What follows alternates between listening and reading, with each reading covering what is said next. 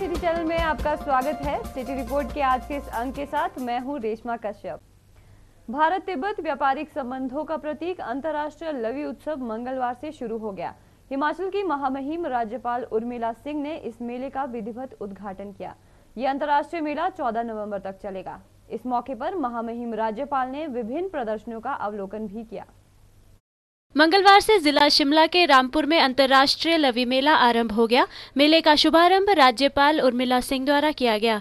इस मौके पर पाट बंगला मैदान मंच से लोगों को संबोधित करते हुए उर्मिला सिंह ने कहा कि मेले और त्योहार समृद्ध संस्कृति के प्रतीक हैं और इनकी वैभवता को बनाए रखना हम सबका कर्तव्य है।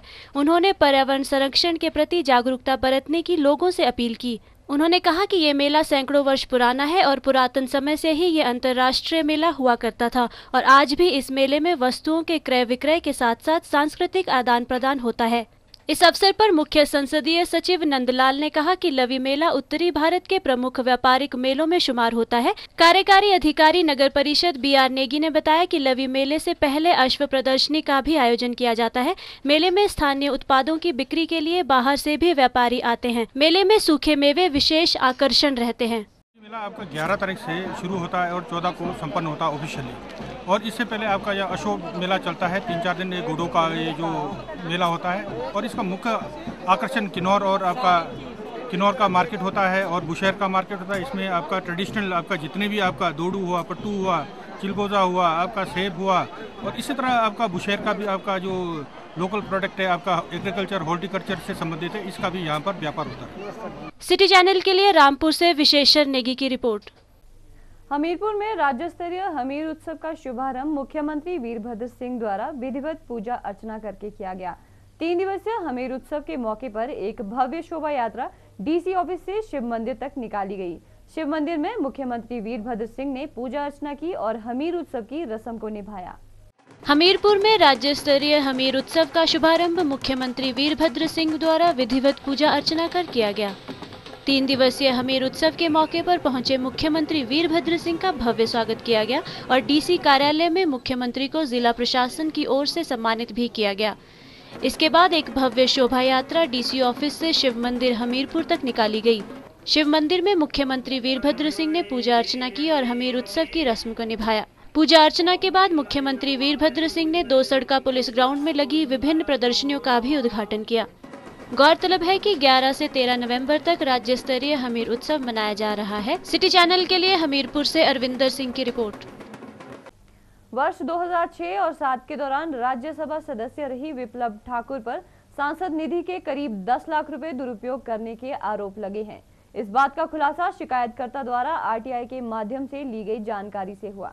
शिकायतकर्ता AB राजवंश ने सांसद निधि के दुरुपयोग की शिकायत उपराष्ट्रपति एवं राज्यसभा अध्यक्ष मोहम्मद हामिद अंसारी को भेजी है और साथ ही शिकायत की प्रतिलिपि मुख्य सतर्कता आयुक्त और केंद्रीय सतर्कता आयोग नई दिल्ली को भी भेजी गई है।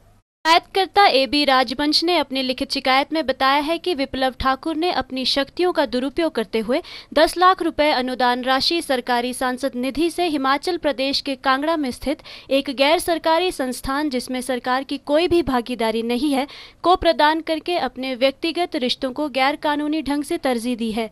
ये राशि जिलाधीश कांगड़ा से सैंक्शन होकर खंड विकास अधिकारी कांगड़ा को प्रेषित की गई थी।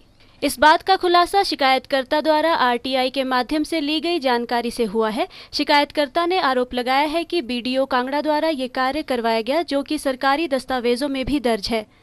ये 2006-7 में मैडम विपुल ठाकुर जो मेंबर राज्यसभा थी उस वक्त में, तो इन्होंने 10 लाख रुपये की एक ग्रांट जो है इलीगल ढंग से कांगड़ा में एक इनका कांग्रेसी भाई था उसको दी गई थी, जिसके बारे में RTI के तहत मुझे अभी जानकारी मिली है। और उस जो इलीगल एक्ट हुआ है उसके लिए मैंने सेंट्रल अपना विजिलेंस कमीशन को लिखा है और honourable vice president of India ji को लिखा है जो कि चेयरपर्सन है इसके राज्यसभा की, कि जो इलीगल कार्य हुआ इसके ऊपर जांच की जाए। शिकायतकर्ता ने उपराष्ट्रपति व मुख्य सतर्कता आयुक्त को भेजी लिखित शिकायत में RTI से ली गई जानकारी संलग्न की है। शिकायतकर्ता ने राशि के दुरुपयोग की जांच की मांग की है। सिटी चैनल के लिए धर्मशाला से मृत्युंजय पुरी की रिपोर्ट। डिस्ट्रिक्ट विजिलेंस कमेटी की बैठक में भाग लेने के लिए कांगड़ा के सांसद शांता कुमार इन दिनों चंबा पहुंचे हुए हैं। बैठक से पहले पत्रकारों से बातचीत करते हुए शांता ने केंद्र सरकार द्वारा लोगों के हितों के लिए चलाई गई योजनाओं के बारे में पत्रकारों को जानकारी दी। उन्होंने कहा कि केंद्र की नई सरकार आम आदमी को देखकर योजनाएं बना रही है ताकि लोगों को इसका सीधा फायदा हो सके। केंद्र सरकार में हिमाचल के नेता जेपी नड्डा को भी स्थान दिए जाने पर सांसद शांता कुमार ने केंद्र सरकार का धन्यवाद किया है। शांता कुमार इन दिनों चंबा के दौरे पर हैं।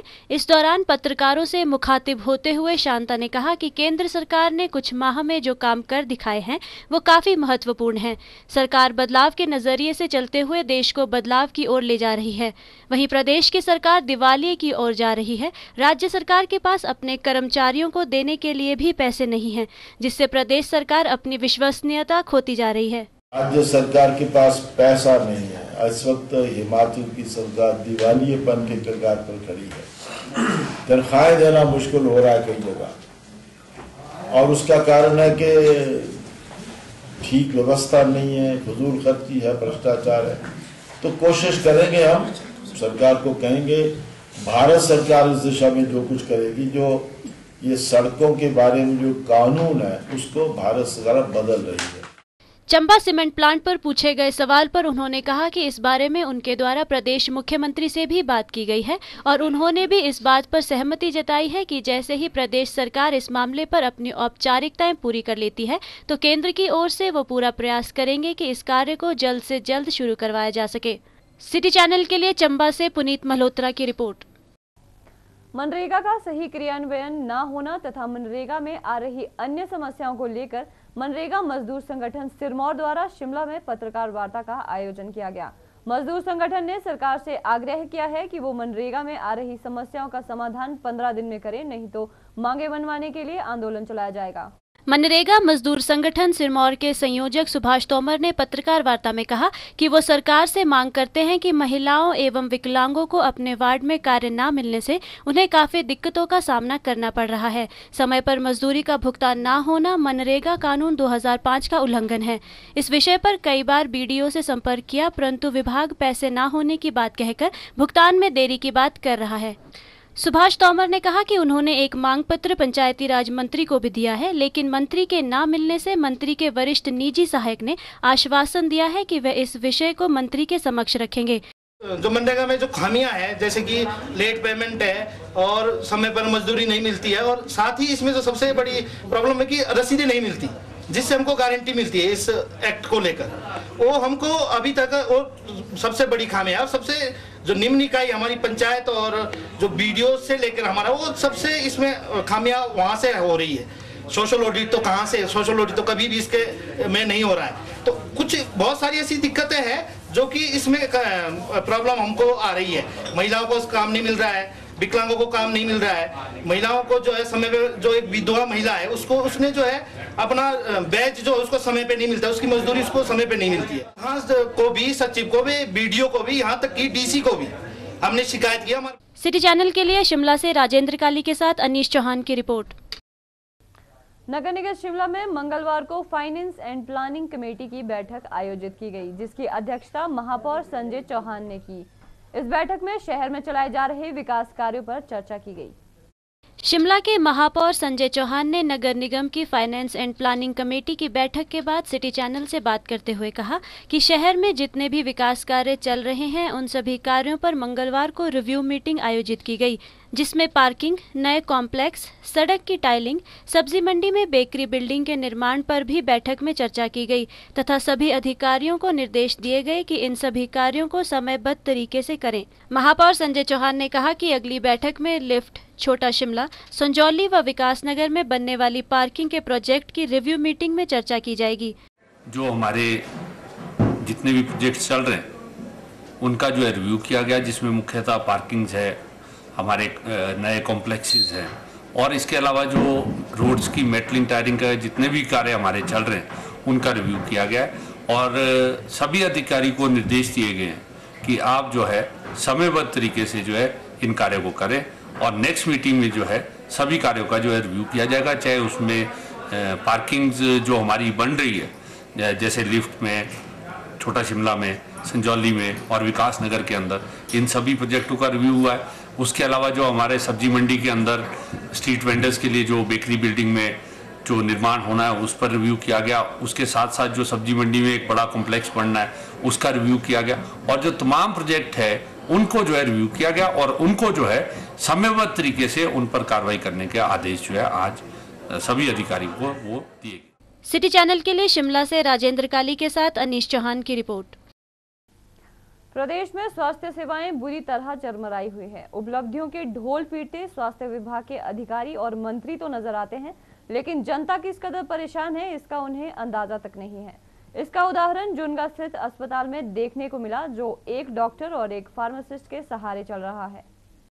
सिविल अस्पताल जुनगा में 5 चिकित्सकों के पद हैं, लेकिन सरकार द्वारा केवल एक ही चिकित्सक की नियुक्ति अभी तक हो पाई है और वो भी इन दिनों अवकाश पर है।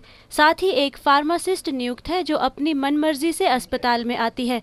मरीज अस्पताल में खाली कमरे देखकर प्रतीक्षा में शाम तक बैठकर इंतजार करते हैं। जैसे ही घड़ी में 5 बजते हैं वैसे ही मरीज भी अपने घर को निकल लेते हैं। मंगलवार को सुबह अस्पताल का नजारा देखते ही बनता था, क्योंकि अस्पताल में मरीज तो मौजूद थे लेकिन चिकित्सक और फार्मासिस्ट 11 बजे तक भी गैर हाजिर थे।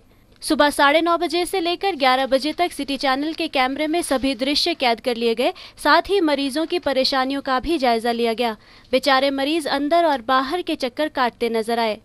आप कहाँ से आए हैं? पेंदली से। क्या यहाँ पे कितनी देर से आए हो आप? सर आधा घंटा हो चुका है।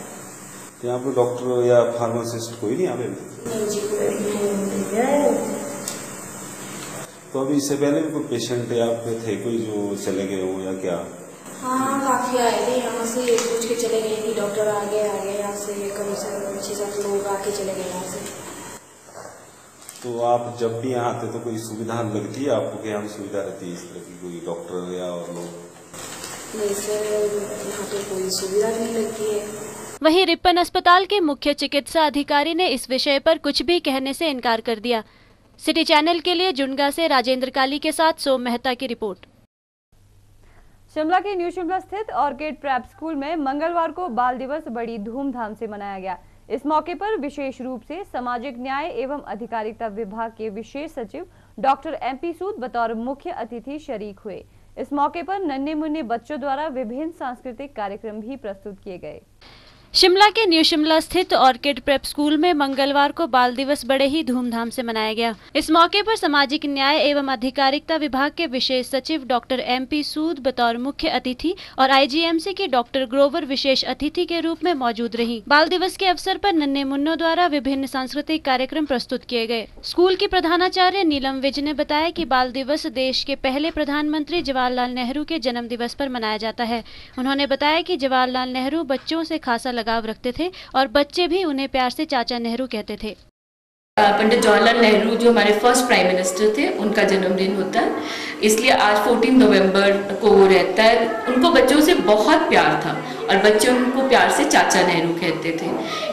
उसी दिन को उनके जन्म दिवस को सेलिब्रेट करने के लिए सभी बच्चे कुछ ना कुछ अपना प्यार उनको जताने के लिए, उनके बताने के लिए हम कितना चाहते हैं जो हमारे देश के लीडर थे, हम ये दिन मनाते हैं। हम हर साल इस दिन को बहुत अच्छे से मनाते हैं। इस साल भी हमारे छोटे छोटे बच्चों ने, जो ऑर्किड के बच्चे हैं, उन्होंने चाचा नेहरू पुरुष महान एक बहुत ही प्यारी सी कविता है जो नेहरू जी के लिए गाई है। और जो हमारे आरुषि स्कूल के बच्चे हैं, उन्होंने एक वंदना और एक और परफॉर्मेंस हाजी अली पे उन्होंने परफॉर्म करना है। सिटी चैनल के लिए शिमला से विक्रम कुमार के साथ सरिता रावत की रिपोर्ट। राजधानी शिमला में Himachal Pradesh bank federation of India द्वारा वेतन संशोधन को लेकर आगामी 12 नवंबर को हड़ताल पर जाने की घोषणा की गई। फेडरेशन की इंडियन बैंक एसोसिएशन से ये मांग है कि 2012 में ड्यू पे इन स्लिप जो कि 11% है, उसे बढ़ाकर 25% किया जाए। United forum of bank union ने इंडियन बैंक एसोसिएशन द्वारा बैंक कर्मियों का वेतन संशोधन न करने के चलते Himachal Pradesh bank federation of India द्वारा 12 नवंबर को हड़ताल पर जाने की घोषणा की गई है। इस हड़ताल में यूनाइटेड यूनियन बैंक की 9 यूनियन शामिल होंगी। बैंक कर्मियों की IBA से ये मांग है कि उनका ड्यू पे इन स्लिप 11% से बढ़ाकर 25% किया जाए। Himachal Pradesh bank federation of India के सचिव अभिमन्यु खोसला और जोनल सचिव गोपाल शर्मा ने हड़ताल के बारे में जानकारी देते हुए बताया कि इंडियन बैंक ऑफ एसोसिएशन द्वारा वेतन संशोधन को लेकर कड़ा रुख अपनाया जा रहा है। उन्होंने कहा कि बैंकिंग में 5 साल बाद सेटलमेंट होता है, जो कि 2012 से रुका पड़ा है। मेन मुद्दा हमारा वेज डिवीजन का है। हमारे बैंकिंग इंडस्ट्री के अंदर 5 साल के बाद सेटलमेंट होता है वेज का, और ये सेटलमेंट 1 नवंबर 2012 से पेंडिंग। इतना समय गुजर जाने के बाद भी जो इंडियन बैंक एसोसिएशन, जो बैंक मैनेजमेंट की बॉडी है जो इस चीज़ को डिसाइड करती है हमारे सैलरी अरेंजमेंट को, इसके बारे में बहुत ढुलमुल सा रवैया रख रही है और सीरियस नहीं। अभी तक कोई 15 दौर हो चुके हैं हमारे बातचीत के, पर ये कहीं पे भी नहीं हिलने को तैयार। वेज रिवीजन है जो 2012 नवंबर से अटका पड़ा है, और उसके लिए हमने काफ़ी जद्दोजहद की है, पर सरकार, केंद्रीय सरकार हमारी बात सुनने को राज़ी नहीं है। तो इस वजह से हमें काफ़ी मीटिंग्स में भी कोई डिसाइड नहीं होने के बाद हमने ये मुद्दा उठा है। हमने डिसाइड किया कि कल हम ऑल इंडिया लेवल पे स्ट्राइक पे जाएंगे, और मेन इसमें हमारा मुद्दा वेज रिवीजन का है। सिटी चैनल के लिए शिमला से राजेंद्र काली के साथ सरिता रावत की रिपोर्ट। ऊंचाई वाले क्षेत्रों में हिमपात होने से निचला क्षेत्र भी ठंड की चपेट में आ गया है। लगातार हो रहे मौसम में बदलाव के चलते राजधानी शिमला भी सुबह और शाम की ठंड की चपेट में आ गया है। ऐसे में जुकाम व बुखार की दिक्कतें होना आम बात हो जाती है। आईजीएमसी के वरिष्ठ चिकित्सा अधीक्षक डॉक्टर रमेश चंद ने सिटी चैनल से बात करते हुए कहा कि शिमला पहाड़ी राज्य होने के कारण यहाँ ठंड भी अधिक रहती है। ऐसे में लोगों को सावधानी बरतने की आवश्यकता है। उन्होंने कहा कि घर से निकलते वक्त गर्म कपड़े पहने रखें ताकि बीमारियों से बचा जा सके। जैसे जैसे सर्दियाँ स्टार्ट हो रही हैं, इसमें जुकाम और बुखार के गला खराब के मामले आने हमारे पास स्टार्ट हो गए हैं। इसमें ये सबके लिए हमारी राय रहेगी कि जब भी घर से चलें, मौसम चाहे साफ भी हो, पहाड़ों में हमारे ठंड एकदम हो जाती है, ज़्यादातर बादल आए तो एकदम से ठंड हो जाती है। सुबह शाम को तो ठंड हो ही गई है। मोटे कपड़े पहन के चलें। अगर उस वक्त उनको धूप लग रही है और कपड़े नहीं पहने जाते तो बैग में किसी चीज़ में साथ लेके। सिटी चैनल के लिए शिमला से विक्रम कुमार के साथ अनीश चौहान की रिपोर्ट। शिमला के न्यू टूटू स्थित डीएवी पब्लिक स्कूल में मंगलवार को स्पोर्ट्स मीट का आयोजन किया गया। इस मौके पर स्कूल की प्रधानाचार्य जीवन ज्योति मुख्य अतिथि के रूप में उपस्थित हुई। कार्यक्रम में स्कूल के बच्चों द्वारा बढ़ चढ़कर भाग लिया गया। शिमला के न्यू टूटू स्थित डीएवी पब्लिक स्कूल में मंगलवार को स्पोर्ट्स मीट का आयोजन किया गया, जिसमें बच्चों ने बढ़ चढ़कर भाग लिया। स्कूल की प्रधानाचार्य जीवन ज्योति ने कहा कि इस कार्यक्रम को करवाने का उद्देश्य बच्चों के शारीरिक व मानसिक विकास को बढ़ाना है।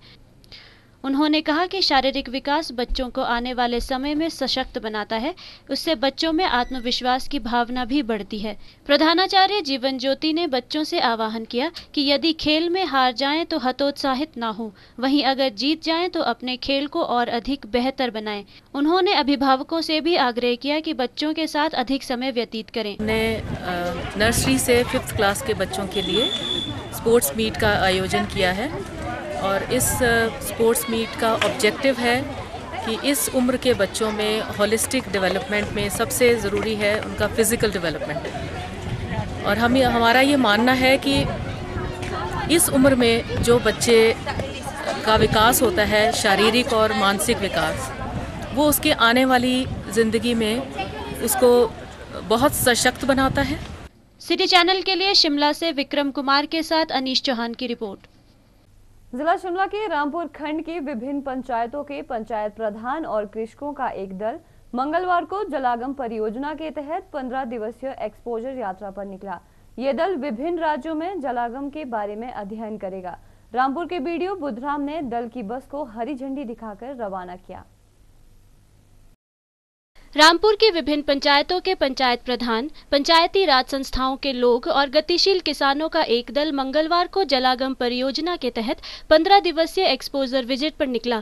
खंड विकास अधिकारी बुधराम ने बताया कि ये दल विभिन्न स्थानों पर जाकर वहां के लोगों से अपने अनुभव साझा करेंगे। उन्होंने कहा कि ये दल वहां के जलागम से जुड़े कार्यों का भी अवलोकन करेंगे, ताकि यहां आकर वे बेहतर तरीके से इन योजनाओं में काम कर सके।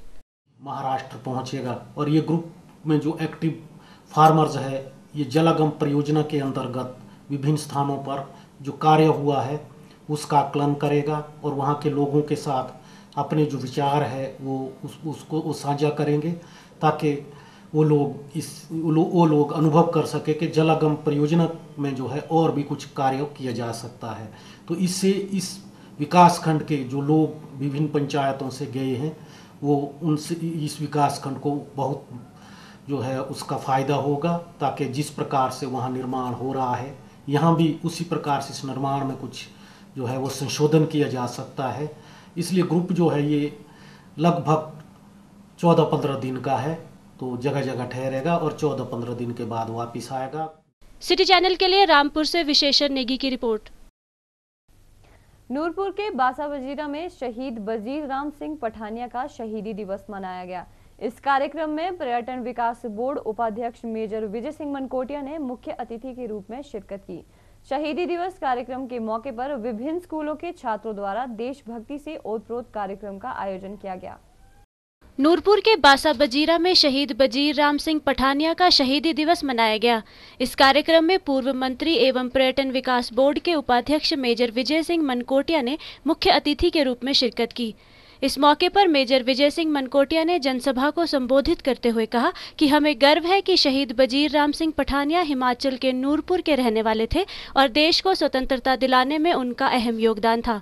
उन्होंने कहा कि हम प्रदेश सरकार व मुख्यमंत्री वीरभद्र सिंह से मांग करते हैं कि शहीद वजीर राम सिंह पठानिया की जीवनी को यदि प्रदेश के स्कूलों के विषयों में शामिल कर लिया जाए तो ये हिमाचल वासियों की सबसे बड़ी श्रद्धांजलि होगी। 19वीं सदी में जो शहीद हुए और जिन्होंने हमारी पहली आज़ादी की लड़ाई जो 1897 में लड़ी गई, उससे भी 10 साल पूर्व पहले उन्होंने अंग्रेज़ों से लोहा जो है वो आजमाया। उनकी यादगार में ये हर वर्ष यहाँ उनकी पुण्यतिथि पे ये इस समारोह का आयोजन करते हैं। जब 15 अगस्त को लाल किले पे चढ़कर हमारे ध्वज को लहराते हैं, तिरंगे को लहराते हैं, तो कई बातें कहते हैं, लेकिन मैं समझता हूँ कि सबसे पहले अगर उनको नमन करना चाहिए तो वो शहीद वजीर राम सिंह पठानिया हैं, जिन्होंने अंग्रेज़ों के साथ इस नौजवान अवस्था में टक्कर ली और एक इतिहास छोड़ गए, एक प्रेरणा छोड़ गए पूरे देश के लिए। इस मौके पर शहीद वजीर राम सिंह पठानिया के पौत्र केवल सिंह पठानिया ने बताया कि हमारे लिए ये गर्व की बात है कि हम ऐसे वीर स्वतंत्रता सेनानी के वंशज हैं। उन्होंने ये एक ब्रिटिशर्स जब आ ही रहे थे, एंटर कर रहे थे आहिस्ता आहिस्ता भारतवर्ष की सारी स्टेटों के ऊपर, तो उन्होंने आते ही उनके साथ लुहा लिया और बड़ी छोटी उम्र में वो 5-6 साल के बाद पकड़े गए और उनको रंगून जेल में ले जाया गया। तो ऐसे लोगों को, ऐसे जो महापुरुष हुए हैं जिन्होंने देश की आज़ादी के लिए काम किया है, उनको याद करना हम ये समझते हैं अपना कर्तव्य। और आप हम तो हैं भी उनके वंश से, ताकि प्रेरणा भी मिलती रहे और एक उनका नाम भी याद किया जाता रहे। सिटी चैनल के लिए नूरपुर से अजय गुलेरी की रिपोर्ट। पूरे देश में जहां राष्ट्रीय शिक्षा दिवस मनाया गया, वहीं राजकीय कन्या वरिष्ठ माध्यमिक विद्यालय नूरपुर में भी शिक्षा दिवस बड़े हर्षोल्लास से मनाया गया। इस दौरान स्कूल प्रशासन व स्कूली छात्राओं सहित नूरपुर में एक जागरूकता रैली का आयोजन किया गया। इस मौके पर विद्यालय में भाषण प्रतियोगिता व निबंध लेखन प्रतियोगिता का आयोजन भी किया गया। पूरे देश में जहां राष्ट्रीय शिक्षा दिवस मनाया गया, वहीं राजकीय कन्या वरिष्ठ माध्यमिक विद्यालय नूरपुर में भी राष्ट्रीय शिक्षा दिवस मनाया गया। इस मौके पर विद्यालय में भाषण प्रतियोगिता व निबंध लेखन प्रतियोगिता का आयोजन किया गया, जिसमें स्कूली छात्राओं ने बढ़ चढ़कर भाग लिया। इस दौरान स्कूल प्रशासन व स्कूली छात्राओं सहित नूरपुर में एक जागरूकता रैली का भी आयोजन किया गया। इस मौके पर स्कूल प्रिंसिपल चंद्ररेखा ने बताया कि शिक्षा दिवस के मौके पर स्कूली छात्राओं द्वारा निबंध लेखन व भाषण प्रतियोगिता में भाग लिया गया। स्कूल की सभी छात्राओं द्वारा जागरूकता रैली में स्लोगनों के माध्यम से लोगों को शिक्षा के महत्व के बारे में जागरूक करने का प्रयत्न किया गया। वरिष्ठ माध्यमिक पाठशाला नूरपुर में आज शिक्षा दिवस मनाया गया, जिसमें हमारे विद्यालय की बच्चियों ने भाषण प्रतियोगिता, निबंध लेखन प्रतियोगिता में भाग लिया है। उसके बाद 6ठी से लेकर के 12वीं तक की लगभग 550 गर्ल्स ने रैली में भाग लिया। विभिन्न स्लोगनों के माध्यम से, चार्ट्स के माध्यम से उन्होंने पूरे समाज के अंदर, शहर के बीचों बीच से रैली निकालते हुए जनता को शिक्षा का महत्व समझाते हुए जागरूक करने का प्रयत्न किया है। उनका ये नारा है कि पढ़ेगा भारत तभी तो बढ़ेगा भारत। ये संदेश जो है हर बच्ची ने जन जन तक पहुंचाने का प्रयत्न किया है। सभी बच्चियां शिक्षा के महत्व के ऊपर पूरी तरह से जानकारी रखती हुई इस संदेश को आत्मसात कर रही हैं कि हमें भी शिक्षा ग्रहण करनी है। अगर लड़कियां पढ़ी लिखी होंगी तो समाज पढ़ा लिखा होगा, समाज पढ़ा लिखा होगा तो देश का भविष्य जो है वो सुरक्षित होगा। सिटी चैनल के लिए नूरपुर से अजय गुलेरी की रिपोर्ट। मोदी सरकार की कैबिनेट में हिमाचल से जेपी नड्डा को स्वास्थ्य मंत्री का कार्यभार मिलने पर कांग्रेसी नेता भी बधाई देने से पीछे नहीं हट रहे हैं। हमीरपुर में प्रदेश प्रदूषण बोर्ड के सदस्य व वरिष्ठ कांग्रेस नेता प्रेम कौशल ने जेपी नड्डा के केंद्रीय मंत्री बनने पर उम्मीद जताई है कि पुराने मतभेदों को भुलाकर हिमाचल के लोगों के हितों के लिए कार्य किए जाएंगे। केंद्र में जेपी नड्डा को स्वास्थ्य मंत्री का कार्यभार मिलने पर कांग्रेसी नेता प्रेम कौशल ने जेपी नड्डा को बधाई दी है और प्रधानमंत्री का आभार व्यक्त किया। उन्होंने उम्मीद जताई कि नड्डा के केंद्रीय मंत्रिमंडल में शामिल होने से हिमाचल के विकास को और गति मिलेगी। नड्डा जी के मंत्री बनने से मैं उम्मीद करता हूं कि हिमाचल प्रदेश भारतीय जनता पार्टी जो है वो वीरभद्र सिंह के एजेंडे को छोड़कर हिमाचल प्रदेश के जो विकास का एजेंडा है, हिमाचल प्रदेश की जनता की जो मुश्किलात हैं उनका जो एजेंडा है और हिमाचल प्रदेश से संबंधित जो मसले केंद्र के पास लंबित हैं, चाहे वो हिमाचल प्रदेश को आर्थिक मदद देने का मसला हो या कोई स्वास्थ्य के क्षेत्र में, शिक्षा के क्षेत्र में और इंफ्रास्ट्रक्चर को लेकर जो भी मसले भारत सरकार के समक्ष लंबित हैं हिमाचल प्रदेश के, उनको हल करने में श्री जगत राष्ट्र नड्डा जो है वो हिमाचल प्रदेश की जो लोकतांत्रिक ढंग से चुनी हुई कांग्रेस पार्टी की सरकार है और इसके मुखिया वीरभद्र सिंह जी हैं, उनके प्रति और हिमाचल प्रदेश के प्रति सहयोगात्मक रुख जो है उसको अख्तियार करेंगे। वहीं हमीरपुर सांसद अनुराग ठाकुर को कैबिनेट में स्थान नहीं मिलने से यहां के भाजपाई थोड़े बहुत मायूस दिख रहे हैं। गौरतलब है कि लोकसभा चुनावों से ठीक पहले सुजानपुर के चौगान में प्रधानमंत्री नरेंद्र मोदी की ऐतिहासिक रैली के दौरान दिए भाषण में अनुराग ठाकुर को मंत्री बनाने के लिए मंच से घोषणा की थी, लेकिन अब समीकरण बदलने के बाद अनुराग ठाकुर के समर्थकों के साथ साथ हमीरपुर संसदीय क्षेत्र के युवाओं में रोष की लहर है। सिटी चैनल के लिए हमीरपुर से अरविंदर सिंह की रिपोर्ट।